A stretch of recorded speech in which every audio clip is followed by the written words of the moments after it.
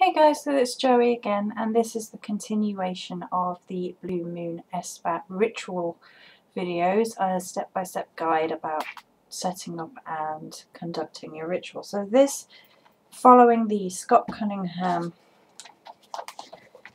guide list, is the next one, which is creating sacred space. Once again, if you're just watching these videos out of order, I am following the 9 basic components of Wiccan ritual from Scott Cunningham's book Wicca for the Solitary Practitioner. I'm doing this on purpose because it gives people a point of reference to go read if they want to, a structure that they can find in a physical form as well as just me talking, and then how I do things. So creating sacred space comes after the purification of space and self and the tidying up part, which I recommended first. That is referred to in the other videos. If you want to see these in sequence, go back and watch those first. I think it's all in one video actually. So the sacred space and the creation of the sacred space is the creation of circle, opening circle, where you will conduct your ritual. Now, I'm going to be conducting mine inside. It's fairly similar if you're outside, however, some people like to mark their circle before they cast it with salt, and if you're going to be outside, I would highly recommend that you don't do that, because then you might well kill off nature, basically. Unless, of course, you're outside but you're on paving slabs or something and you can clean up after yourself. But if you're, outside on the ground, I would not recommend that. If you're inside, it's entirely up to you. I won't be doing this because I have a small area which to work, and it's a little bit wonky because the bed isn't. I work in my bedroom and the bed comes out, so I have to move around it and blah blah blah blah. So I don't do that, but that's something you can do prior to casting your circle if you like. You could also use herbs, dried herbs, which you should be alright to use outside, depending on what it is. Obviously, stick to something innocent and non-harmful like rose petals or lavender. So that's up to you if you want to do that. I don't do that personally. It's recommended by some people. Okay, so if you follow this guide, you should have already set up your altar where you want it. There is some discussion of debate whether it should be in the middle of your workings, whether it should face north, whether it should face east. Personally, I tend to face it north because I'm an earth sign, but sometimes it doesn't quite face north, it's just in the middle of my space and where is best set up, where I can have candles and things lit and I'm not going to knock them. That is the first concern that you should have, is mundane concerns. You're not going to knock anything, you're not going to set fires or anything, it's not near anything flammable, it's not going to fall over it.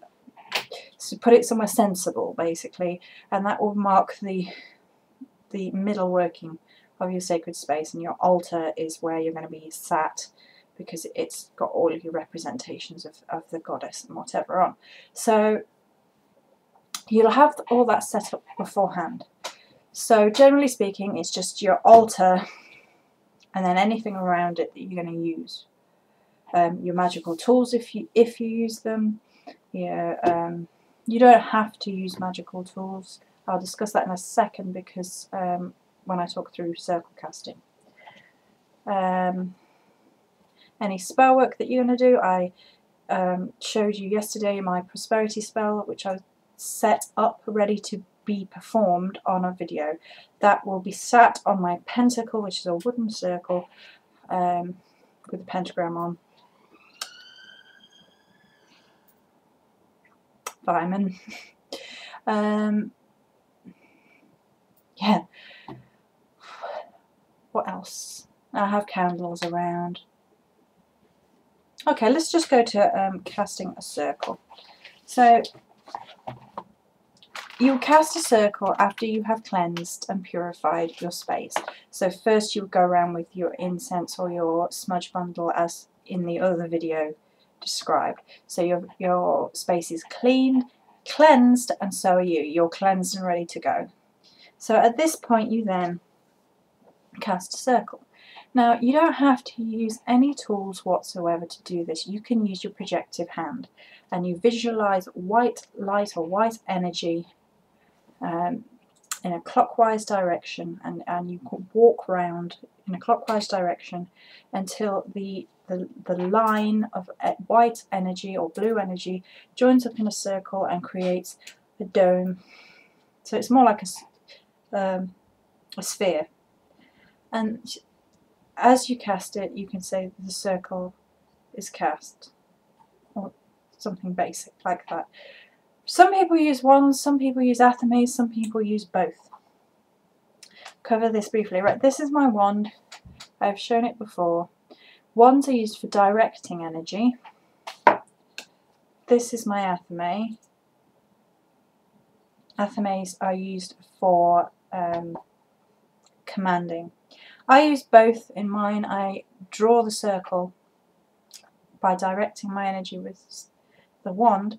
So go around the circle, I'm visualizing the light from my hand travelling through the wand to the point, and the point then draws the line.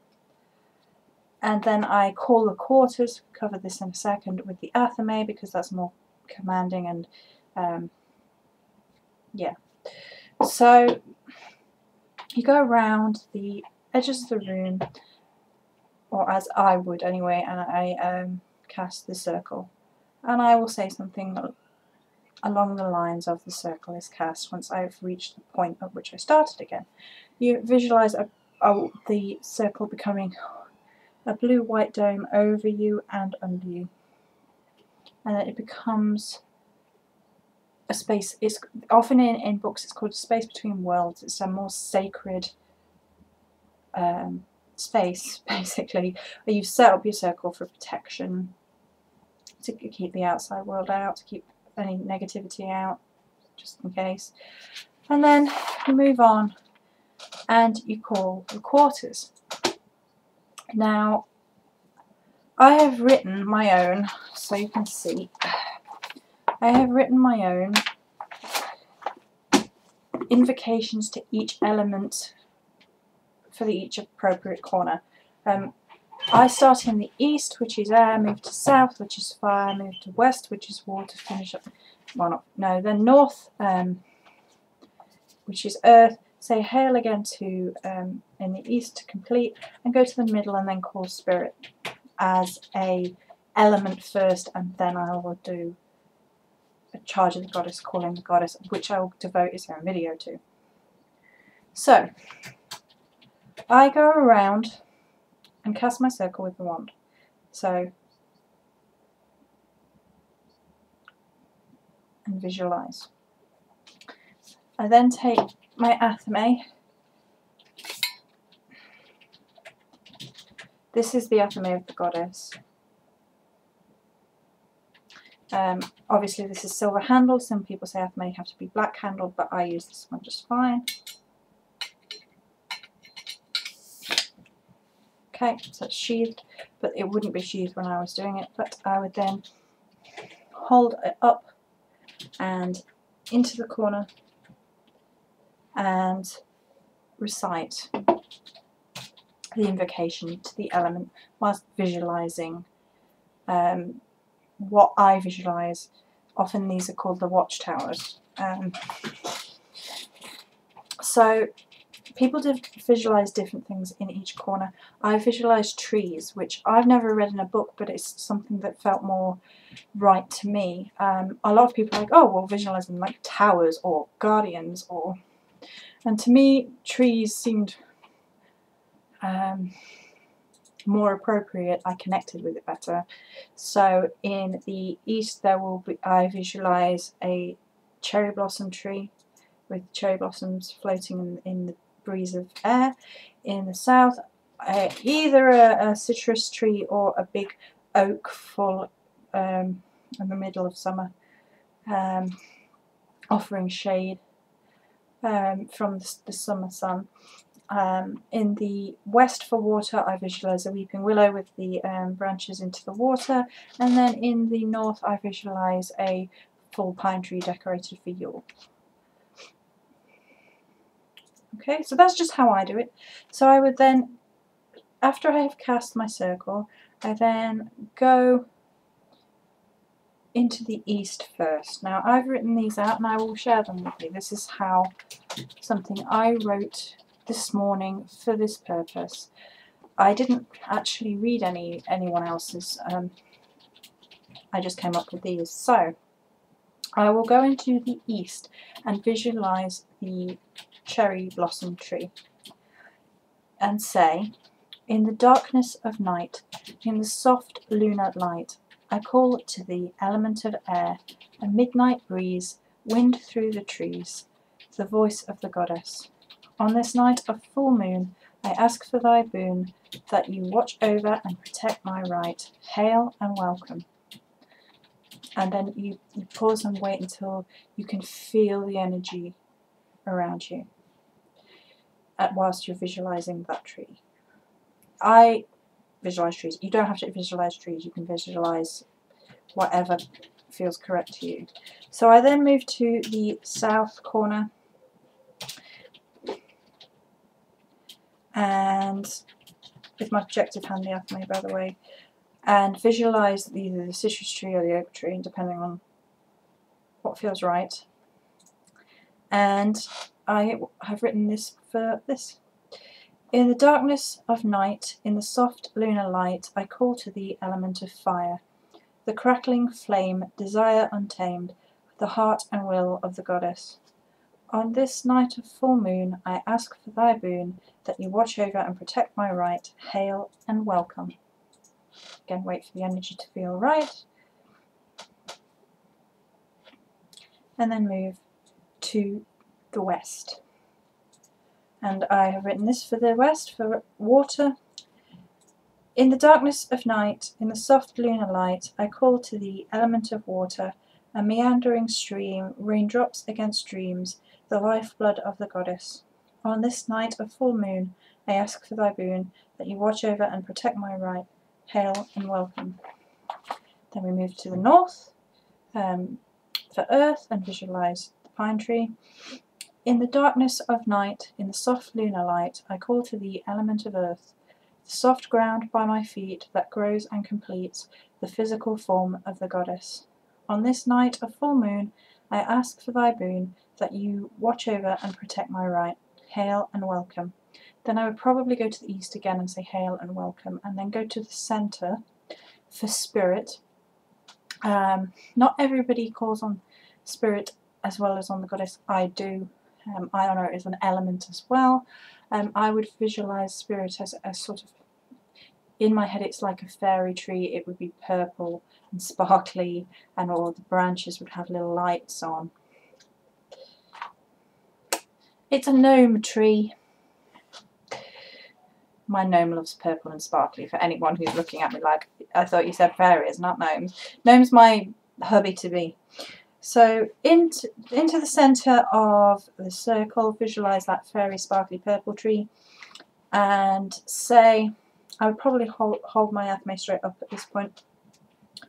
In the darkness of night, in the soft lunar light, I call to thee, element of spirit, that unseen spark, felt with the heart, the very essence of the goddess. On this night of full moon, I ask for thy boon, that you watch over and protect my right. Hail and welcome.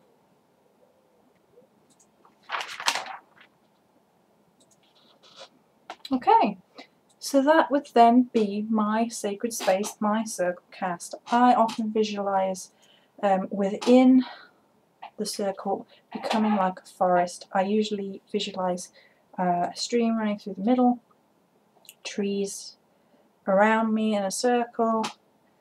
With the full moon, it will probably be in the night with the moon. Hopefully the moon will be visible from my window.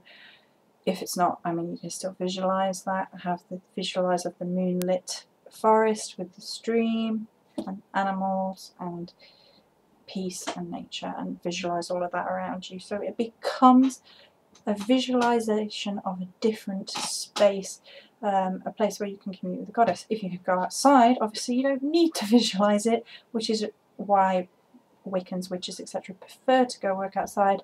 Nature is my church. I would love to, but it's not possible where we are. Can't go outside and at the front. The noise, you can hear the noise now. I mean, I don't know what is going on. I take it that's the third or fourth siren, so something is going on. So, recap slowly, step by step, what I will do after I have purified self and then purified space. I then go into the purified space, put my smudge stick down or my incense down or whatever I've used. I probably will use a smudge stick. I then cast my circle with the wand, because the wand is used for directing energy. I visualize white light from my projective, the hand you write with, hand, travelling through the wand to the tip, and draw the white or blue circle in a clockwise direction, and visualize this becoming a sphere. I then take my athame, go and call the quarters, starting in the east to south to west to north, back to east, and then in the middle again for spirit, visualizing each tree as I have previously described, as I invoke each protective element in the corners.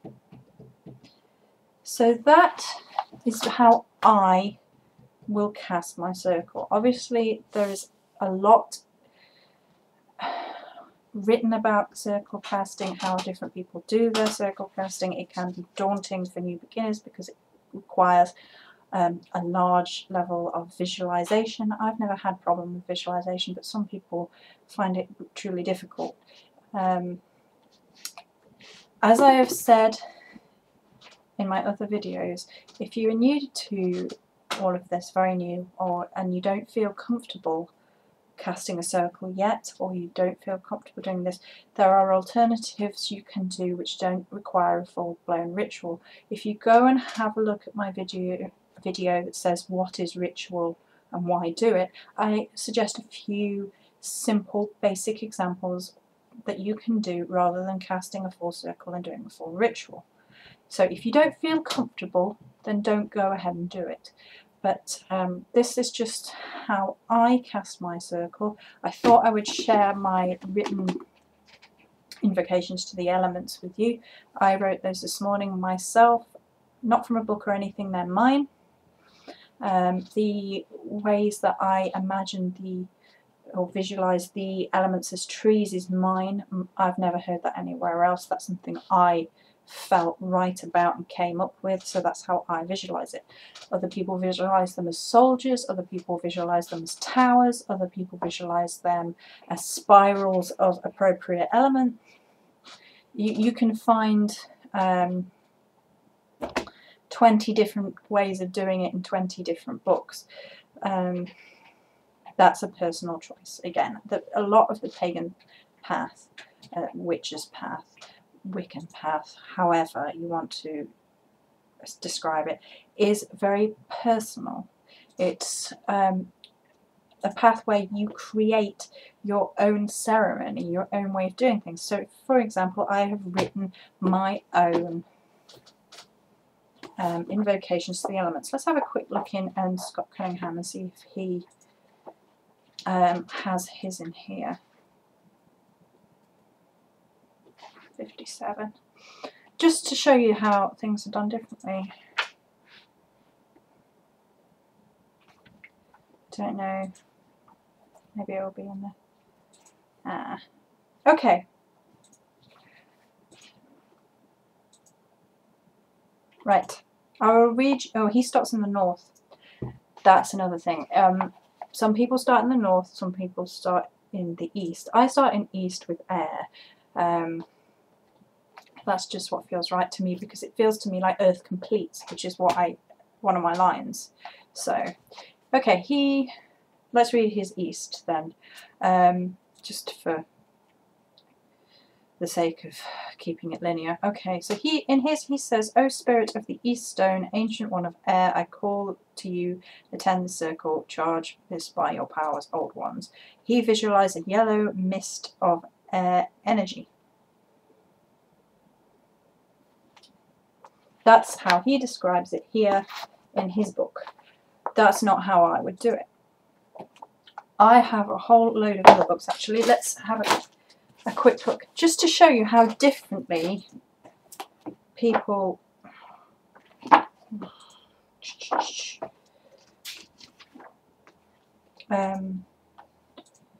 okay, I'll read for you. Right, this book is Wicca, the Complete Craft by D.J. Conway. Elementals can appear to the witch in any form or shape they wish. However, they usually align themselves with cultural descriptions expected by the humans calling on them, aka your visualization, your way of connecting with them is how they will appear to you. Let's see if she has her. No. Okay, 1 second.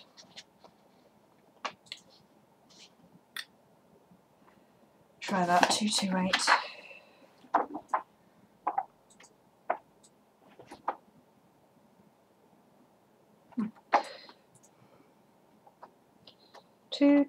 Come on. Casting the circle. Oh, that's another point. Okay.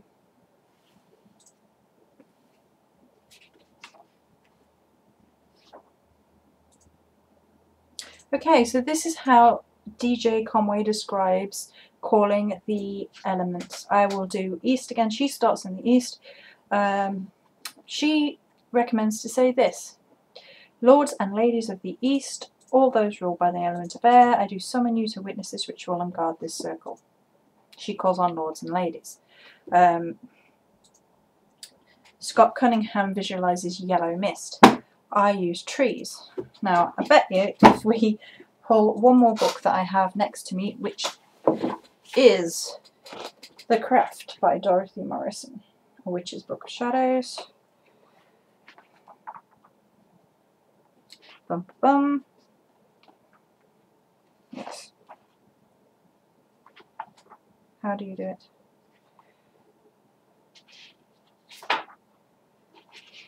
Okay. This is how Dorothy Morrison says it. "Come to us now, O winds of the east, whirl and twirl till the magic has ceased. Blow through our hearts and the energy raise. Blow away clouds and blow away haze. The circle is open, your power please lend. Your presence is welcomed, we bid you come in." And she draws an invoking pentagram in the air with the wand. So she uses the wand at that point. Invoking pentagram's not a bad idea. I might do that actually. And visualize a yellow light. Yellow being the colour of air. If you don't know this, it's yellow for air, red for fire, blue for water, green for earth, and purple for spirit. So that's a good idea. So you're invoking pentagram, see? So is when you start up here, up the top. You go across and then draw your pentagram. I've discussed that in other videos. So an invoking pentagram is just a little something you could do to add to the invoking of the elements. So that was 3 different books and my way of doing it, all of which are different. You have yellow light, mist, lords and ladies. And there are other people who tell you to do it differently. What I suggest is thinking about how you personally feel comfortable visualizing the elements. How I visualize my inside of my circle as a forest, personal to me. People don't do it the same. Some people might visualize it as the beach. Some people might not visualize it as being different inside the circle at all, just being the same place but removed onto a different resonation of energy. Maybe the colour shifts slightly in some people's visualizations. It's entirely how you feel comfortable about it. If you don't feel comfortable casting a circle, then don't do it. Go have a look at my other video, do some of the simple stuff. The blue moon is a really powerful time to get into ritual, but if you aren't ready, if you aren't comfortable, if you feel worried about any of this, don't do it. So I think that covers everything for casting a circle for the blue moon. I hope you enjoyed that. I hope you liked my rhyming invocations. I will be adding an invoking pentagram, so it's always worth having a quick look at the book sometimes. And that is it for this video. Blessed be.